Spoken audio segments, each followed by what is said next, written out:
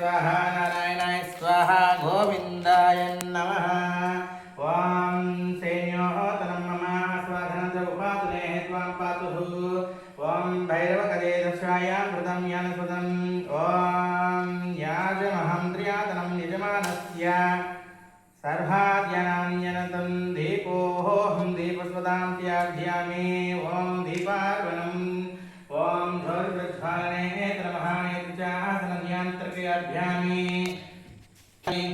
ओम नमो भगवते रुद्राय नमस्ते हस्तु धन्वने बाहुभ्यां तते नमः। धन्वने त्वां हेडुष्टमयामाधर्मः दुर्गाष्टायकः त्वं ब्रह्मास्त्र ब्रह्मस्नात्वायां त्वं ब्रह्ममुहूर्ते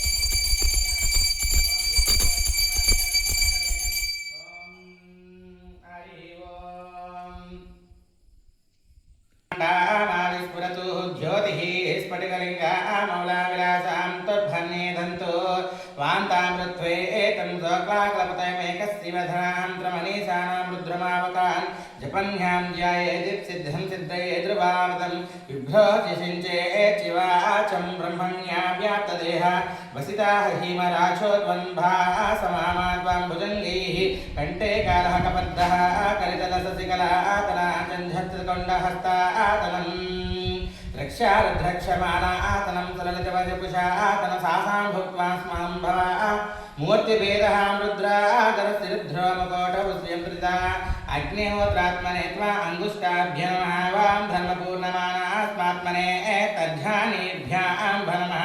चातुर्मास्यात्मने एतनं मध्यामाभ्याय नमः। ओं निरुडाहस्तं वन्दात्मने अनामिकाभ्यां नमः।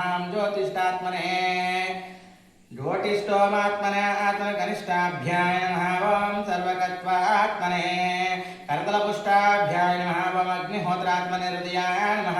ओं आर्यपूर्णतमसात्मने शिरसे स्वाहा। ओं चातुर्मास्म्यात्मने पदं शिखायैश्वट। ओं निरुडापदवन्दात्मने कवचाय त्वः। ओं ज्योतिष्ठुतात्मने वां नेत्राय तनौषट वध्वान्तरसक्रात्मने अस्त्राय फट। ओं भूर्वध्वागनं दीर्घन्दति आपालमस्तु मच्छन्धेमस्विजातं धनुञ्जयाभ्यामे। ओं दुर्वाक्यायतनस्याभ्यामे। ओं महोदयाभ्यायामे। ओं सर्वदां श्रदां त्रतकुपाचिने स्वतन्त्रपद्माभ्यामे। ओं पौलान्यताशनायता वर्धन्तु स्वनेन्द्रत विश्वतो मुखर्धासनं महापावतृत्यान्तृत उपासने वसुन्द्रदाक्षाये वसुन्यन्तभूतितां स्वधेयं प्रियधं सर्वां ज्ञानतमं भुजयोतनं भुजापवापवाक्षितयन्तृतमहस्तयोतनं भवापवाज्ञाय प्रणमं वास्य तन्तं पादयो त्वामपरिस्थितिः त्वनन्तहृदयो हृदयाचनमहानासां भोक्षदेभ्यन्तरं नेत्रयो नेत्रच्युतास्यां कृतं तत्त्वज्ञानापवसम्भूध्रियो नमहं यन्त्रं शिखायतनाश्रामृत्यन्तृतं त्रासाघां नेत्रं अक्षाय पटु। ओं तुष्टां भविष्यं क्रियामि। ओं सर्वस्यं क्रियामि। ओं धैर्यक्षायामि। ओम नमो नमः। हर हर महादेव शंभो शंकर। ओम नमः शिवाय।